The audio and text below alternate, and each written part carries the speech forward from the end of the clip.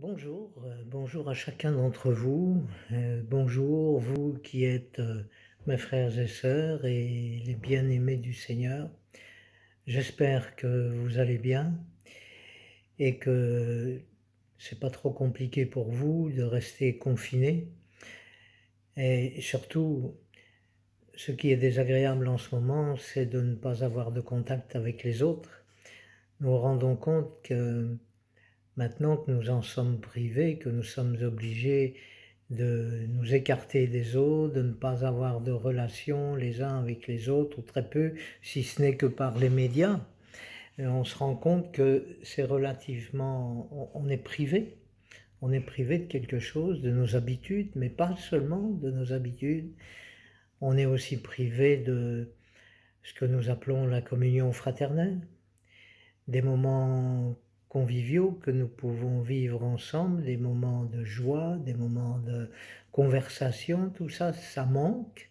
Et c'est évident que ça, nous ne sommes pas les seuls, ça manque à beaucoup d'individus, que ce soit les gens du monde ou que ce soit les enfants de Dieu.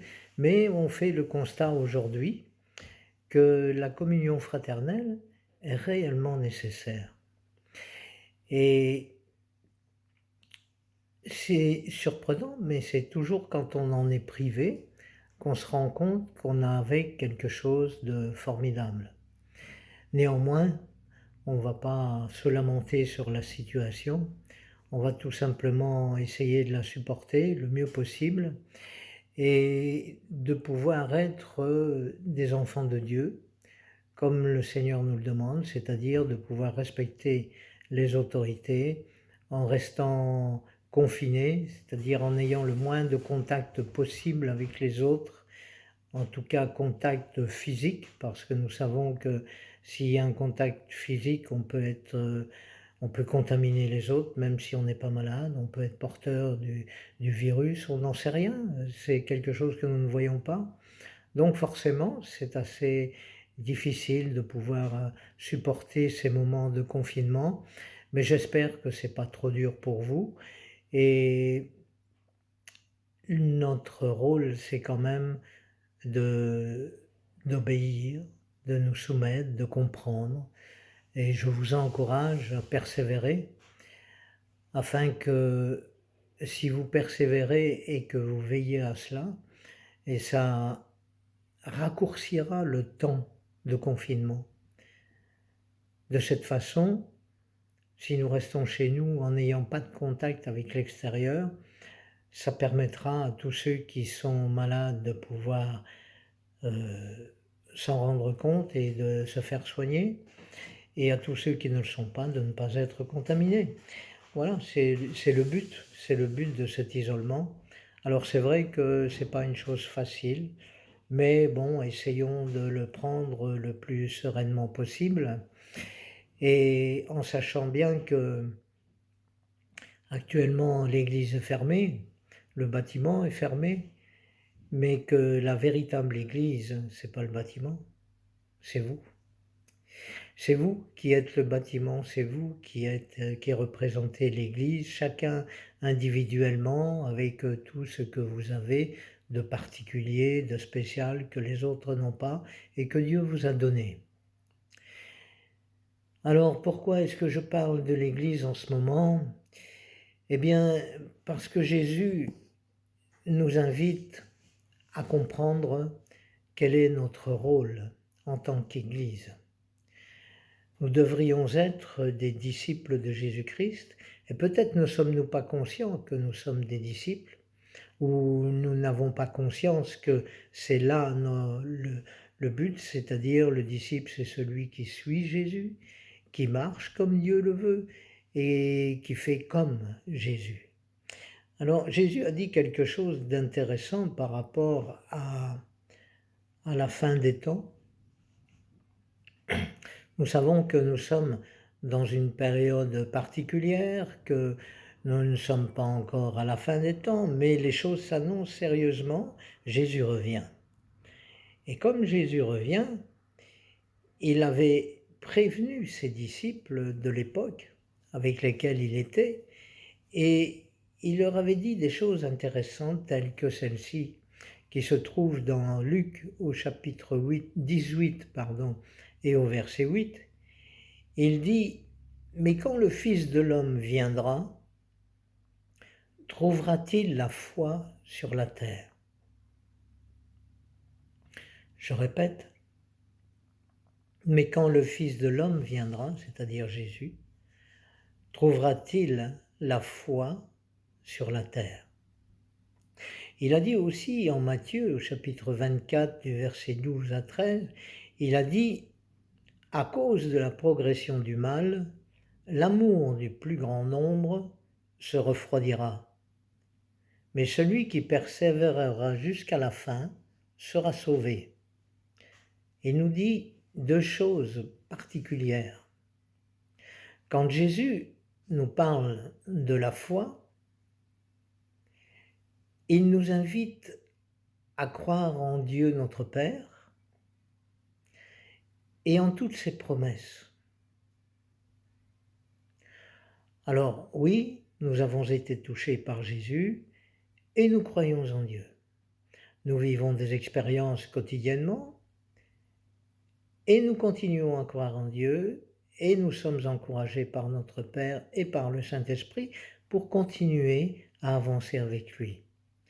Notre rôle, chacun d'entre nous, pour nous-mêmes, c'est de nous accrocher à ce que Dieu dit, à sa parole et aux promesses que Dieu nous fait. La Bible contient des centaines de promesses. Oui, vous avez bien entendu, des centaines de promesses.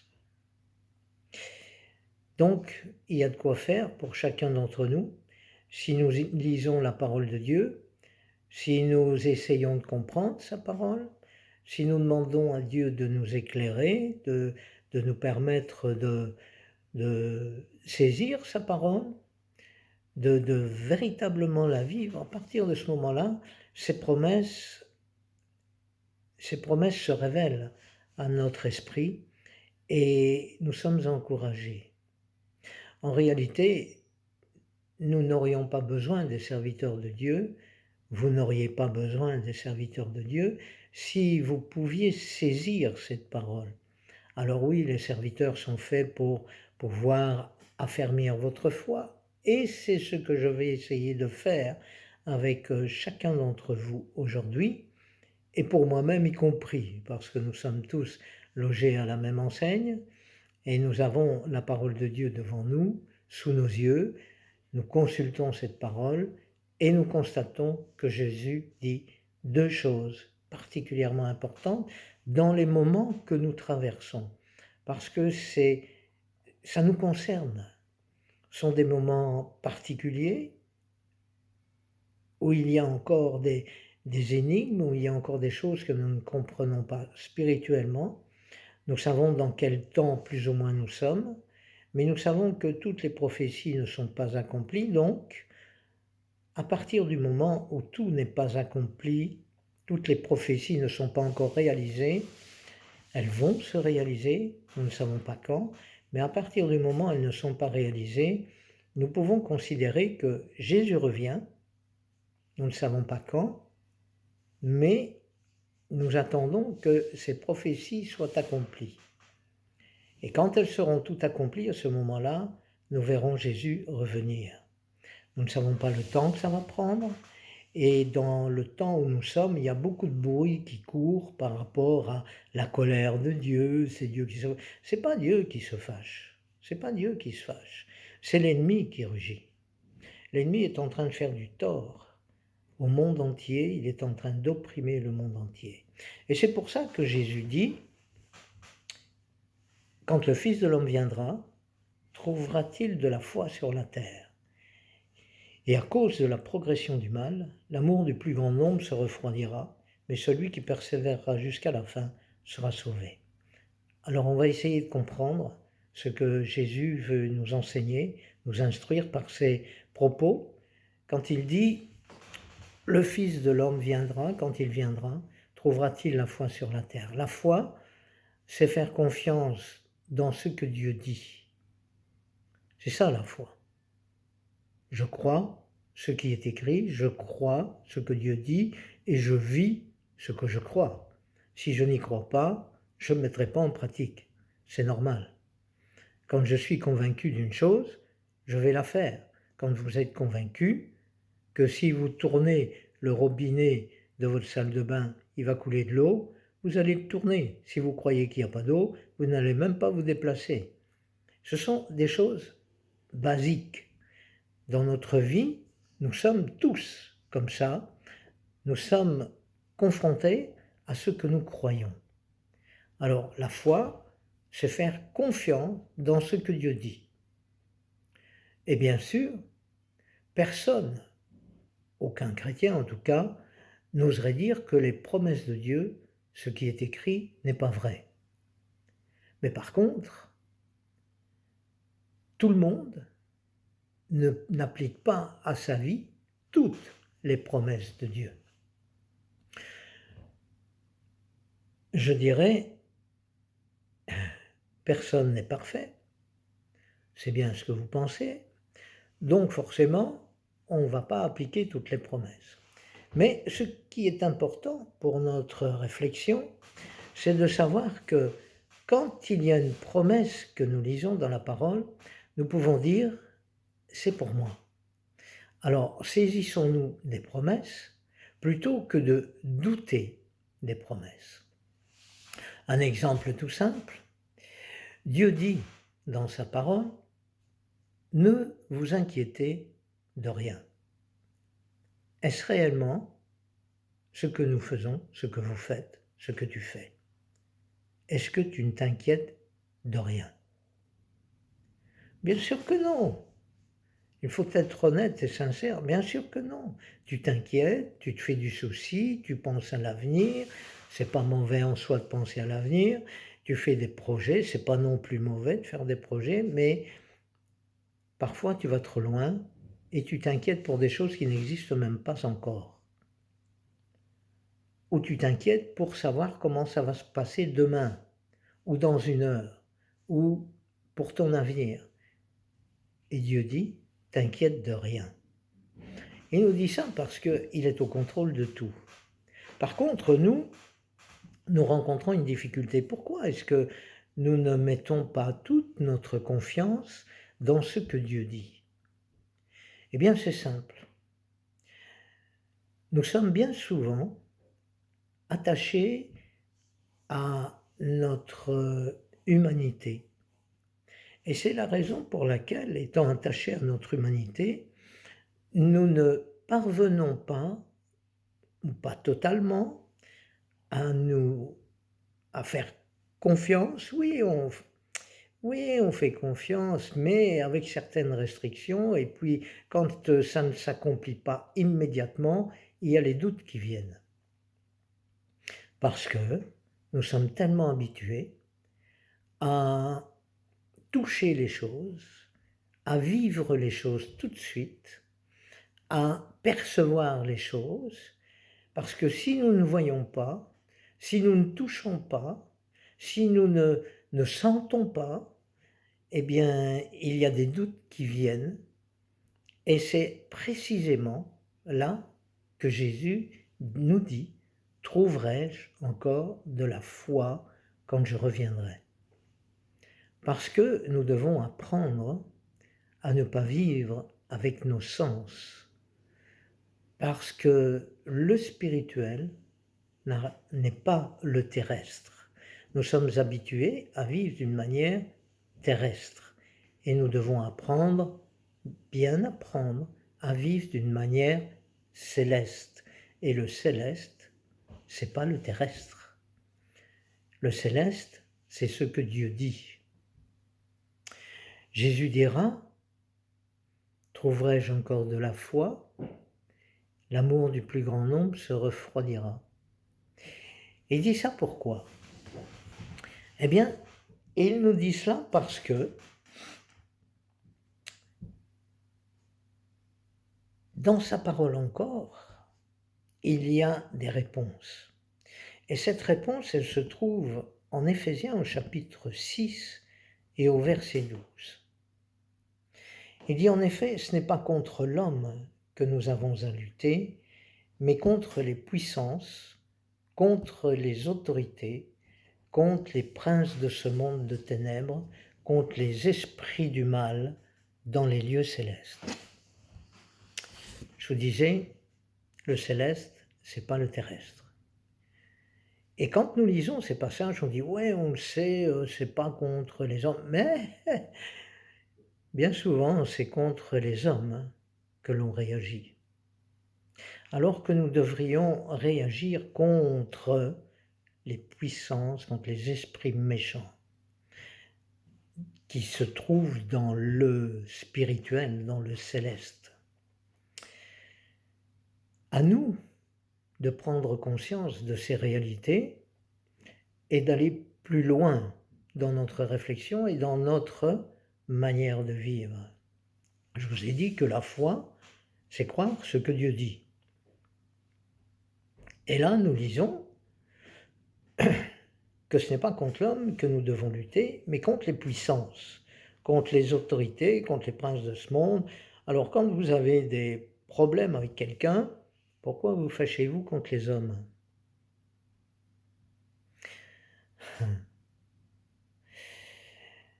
Quand Jésus dit « Trouverai-je encore de la foi ?» Quand Jésus dit « L'amour du plus grand nombre se refroidira », il nous prévient. Il veut que nous soyons interpellés par ces mots. Alors, je ne saute pas d'un sujet à un autre, rassurez-vous. Je fais un parallèle entre ces passages et le passage des esprits du mal. Alors, les esprits du mal, ce sont eux qui s'opposent à votre foi.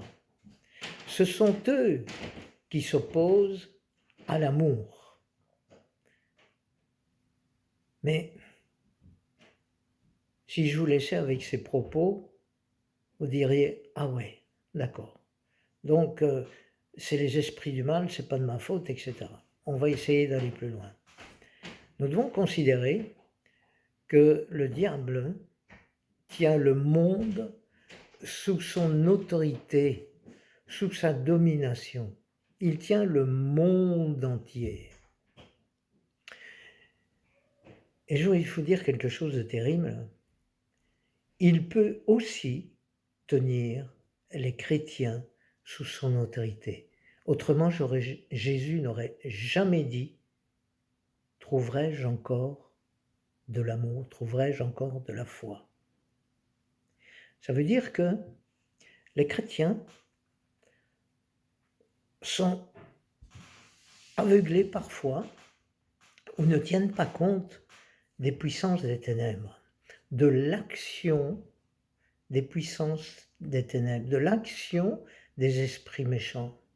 Aujourd'hui, s'il y a ce virus et que le monde est dans cette situation, ce n'est pas une punition de Dieu. Ce n'est pas du tout une punition de Dieu. Ce n'est pas un fléau que Dieu nous a envoyé. Parce que la parole nous dit que rien de mal ne vient de Dieu. C'est bien effectivement le diable qui essaie d'opprimer le monde, de faire mourir les gens pour les gagner encore, parce qu'il y a beaucoup de personnes qui meurent et qui n'appartiennent pas à Christ. Donc il veut les entraîner en enfer. Allez, on va aller un peu plus loin. Certains chrétiens, ou la majorité des chrétiens, peuvent être influencés sous la coupe, sous l'oppression du diable, sans même s'en rendre compte. Pourquoi est-ce que je me permets de dire ça? Eh bien voilà la technique du diable. Il faut que vous sachiez que la technique du diable, c'est de nous faire parvenir de faux raisonnements. Des raisonnements contraires à ceux qui sont écrits dans la parole de Dieu. Et c'est là où se situe le combat. Quand Jésus dit « Trouverai-je de la foi ?» Nous savons que la foi, c'est croire en les promesses de Dieu. Et quand nous n'y croyons pas, eh bien nous sommes j'allais dire soumis? Non, nous ne sommes pas soumis. Nous sommes sous l'influence des esprits méchants qui nous font croire que ce que nous avons lu n'est plus d'actualité ou n'est pas réalisable. Nous font croire que nous sommes mauvais. Et les faux raisonnements s'opposent toujours à la parole de Dieu. Ce que nous devons comprendre, c'est qu'il nous appartient de conserver la foi dans ce qui est écrit, et comme nous croyons dans ce qui est écrit, nous le vivons. Je vous rappelle que celui qui croit vit ce qu'il croit. Le diable, lui, il influence le monde dans beaucoup de domaines, et en particulier en ce moment, dans la peur et la haine. La peur et la haine. Ouvrons un peu les yeux pour voir ce qui se passe aujourd'hui. Le monde vit dans la peur. Pardon. Il vit dans la peur de mourir, d'être contaminé, d'être malade. C'est logique. Mais il vit dans la peur. Certains chrétiens aussi vivent dans la peur. Et cette peur va entraîner de l'égoïsme. Et l'égoïsme va entraîner de la haine. C'est quoi la haine? La haine, c'est le contraire de l'amour. Alors vous allez me dire, tu vas un peu fort, le contraire de l'amour, alors chaque fois qu'il n'y a pas l'amour, il y a la haine. On va voir ces choses ensemble. La haine, c'est le contraire de l'amour, et la peur et l'égoïsme sont le contraire de la confiance en Dieu, donc systématiquement le contraire de la foi. Voilà pourquoi Jésus dit, trouverai-je encore de la foi? Trouverai-je encore de l'amour quand je reviendrai? Ce que les enfants de Dieu doivent se souvenir, c'est ce qui est écrit. La Bible, c'est Dieu qui nous parle. Et elle nous annonce, cette parole, la parole de Dieu nous annonce, Dieu nous annonce, que Jésus a vaincu la haine.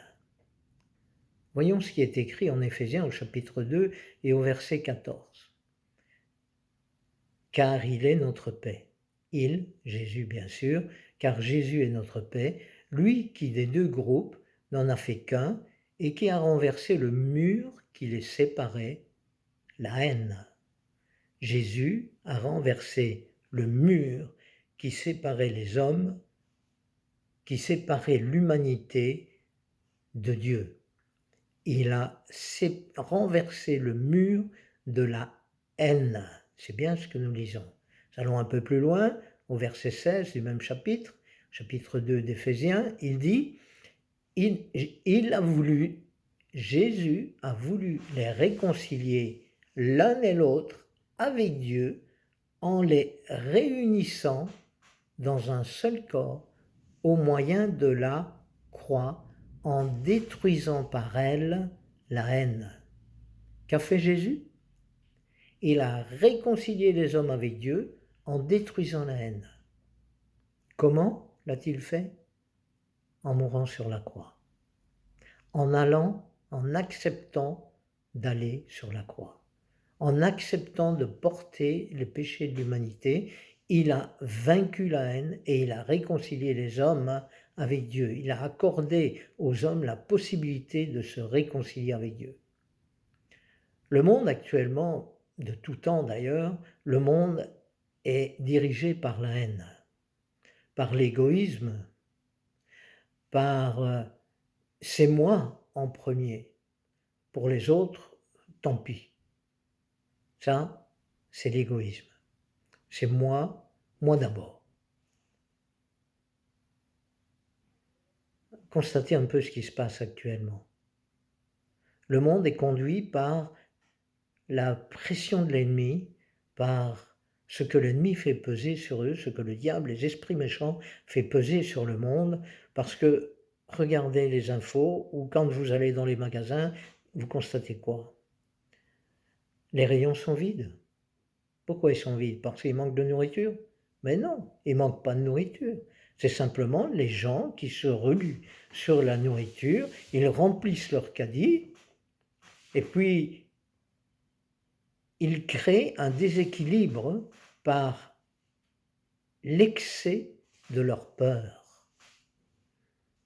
Les hommes sont influencés et inspirés, conduits, manipulés par des esprits de peur, par des angoisses, des esprits d'angoisse, par le fait d'être égoïstes, des esprits qui ne veulent pas partager, qui incitent les gens à être centrés sur eux-mêmes et à ne pas partager. Il n'est plus question des autres, mais de moi. C'est une forme de manque d'amour. Et ce qui n'est pas l'amour, c'est la haine. Les puissances des ténèbres sont à l'œuvre pour opprimer le monde et pour opprimer les gens.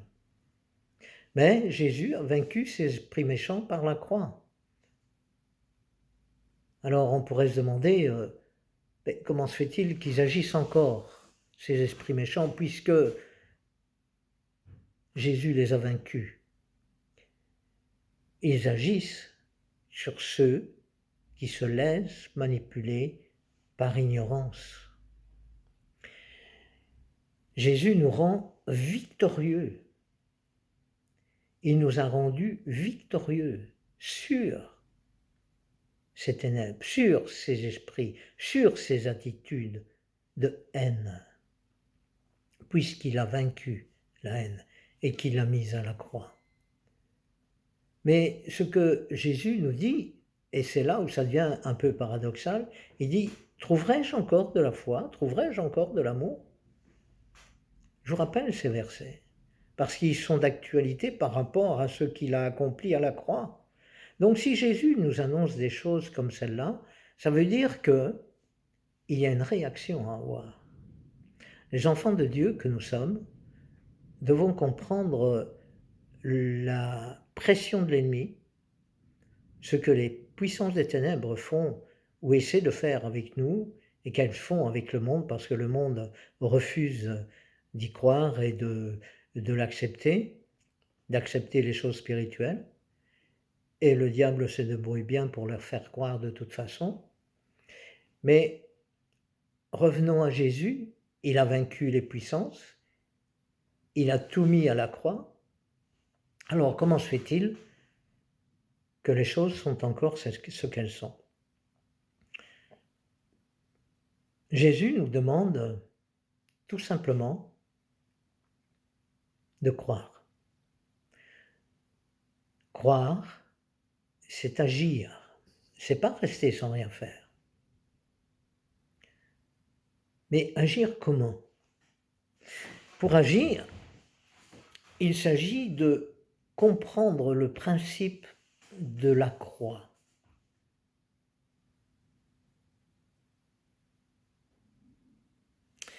Le principe de la croix, c'est exactement ce que Jésus nous montre.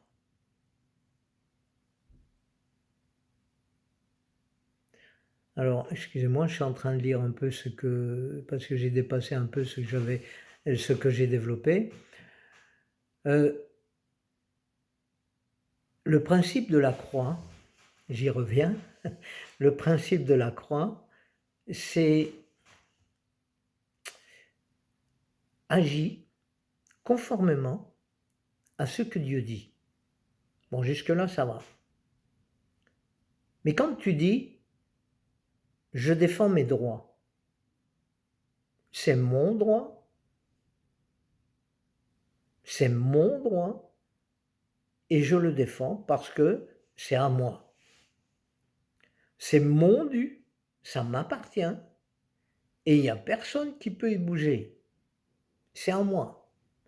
Ce sont mes biens, c'est ce qui m'appartient, c'est à moi. Réfléchissons un peu à ce que nous vivons actuellement. Nous sommes confrontés à une situation particulière où beaucoup d'individus prennent conscience de certaines réalités et après ces événements, je reste convaincu que les choses vont être différentes, peut-être pires, on n'en sait rien, mais il y a certaines personnes qui se posent de réelles questions et qui disent, en fin de compte, nous sommes maîtres de quoi? Chrétiens ou non, nous devons nous poser la question, nous sommes maîtres de quoi?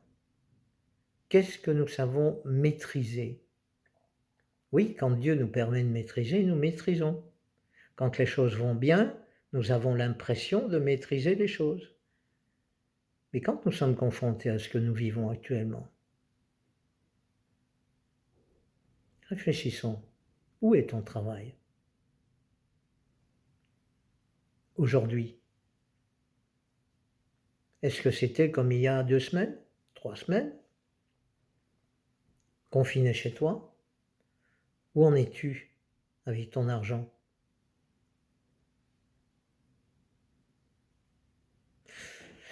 Où en es-tu avec tes biens? Avec tes projets? Allez, la majorité des Belges avaient projeté, enfin une bonne partie des Belges avaient projeté de partir en vacances. Est-ce qu'on sait s'ils partiront aujourd'hui? Est-ce qu'ils ont l'assurance du lendemain? Est-ce que toi, tu as l'assurance du lendemain? Est-ce que tu as pris conscience que tu ne maîtrises rien? Si tu es touché par le coronavirus, ta santé est atteinte. Tu as vu certains serviteurs de Dieu qui ont été atteints dans leur santé, comment ils sont devenus humbles aujourd'hui et qu'ils annoncent les choses avec humilité. Pourtant, ce sont des hommes qui étaient bénis de Dieu et qui bénissaient le peuple de Dieu. Et ils sont là pour vous servir d'exemple, pour nous donner à réfléchir, pour comprendre que nous ne maîtrisons absolument rien. Absolument rien. Ne nous laissons pas berner par le diable, par ses faux raisonnements. Oui, même si notre santé est atteinte, il nous reste Jésus. Ouais, c'est juste, il nous reste Jésus. Mais Jésus a dit, à cause de la progression du mal, l'amour du plus grand nombre se refroidira. Mais celui qui persévérera jusqu'à la fin sera sauvé. Persévérer dans l'amour, ça veut dire quoi ça?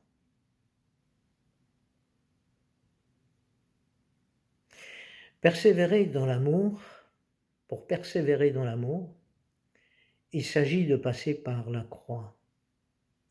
La croix, comme Jésus l'a fait, est synonyme de supplice, de mort. Mais mort à quoi? Mort physiquement? Jésus est mort physiquement. Nous n'avons pas à mourir physiquement. Nous avons juste à mettre des faux raisonnements à mort. Les faux raisonnements que le diable veut que nous pratiquions, dans lesquels il veut que nous croyions. Donc à nous de marcher d'une manière complètement différente. Et pour ce faire, nous allons reprendre la parole de Dieu et lire ce qui est écrit dans le livre des Galates au chapitre 5 et au verset 16. Voici ce que l'apôtre Paul nous écrit. Il dit: « Je dis donc, marchez par l'Esprit, et vous n'accomplirez pas les désirs de votre nature propre. » Marchez selon l'Esprit Saint. Marchez selon le ciel. Marchez selon ce qui est écrit. Comment? Eh bien, en pratiquant ce que Dieu dit que nous devons pratiquer. Partage ce que tu as. Pense aux autres. Prie pour les autres. Fais du bien aux autres. Apporte l'espoir aux autres. Repousse les œuvres du diable. repousse les peurs, repousse les angoisses, repousse les paniques, repousse les craintes du lendemain. Aime les autres, fais-leur du bien et accomplis ainsi la loi parfaite de Dieu, l'amour divin. N'oublions pas que quand Jésus est mort à la croix, il est mort pour ses ennemis. Il n'est pas mort pour ses amis, il est mort pour ses ennemis. Et c'est là où la barre est placée très haut. Et c'est là où nous devons apprendre à mourir. C'est que nous devons apprendre à aimer même nos ennemis et à prier pour nos ennemis et à faire du bien à nos ennemis. Dieu n'a pas changé. Tu n'as rien à craindre. Tu es avec lui. Tout le temps, il est avec toi. Même si tu ne le sens pas, même si tu ne le perçois pas, il est avec toi. Alors si tu le perçois, c'est bien, extraordinaire, merci Seigneur. Mais même si tu ne le sens pas, il est quand même avec toi. Toi, tu as l'espérance de la vie éternelle. Alors, sois un disciple de Jésus-Christ, rempli d'Esprit Saint, heureux de partager ta foi, apportant l'espoir, la joie, la paix, aime en tout temps et fais du bien aux autres. Voilà ce que le Seigneur m'a mis sur le cœur. Et pour faire du bien aux autres, à Perouet en tout cas, j'ai fait imprimer des flyers. Et ces flyers, on les a distribués dans la ville, afin d'amener les hommes et les femmes à découvrir la paix en Jésus. Alors vous qui êtes sur Bruxelles, faites-en autant. Vous avez reçu le document, je vous l'ai fait parvenir.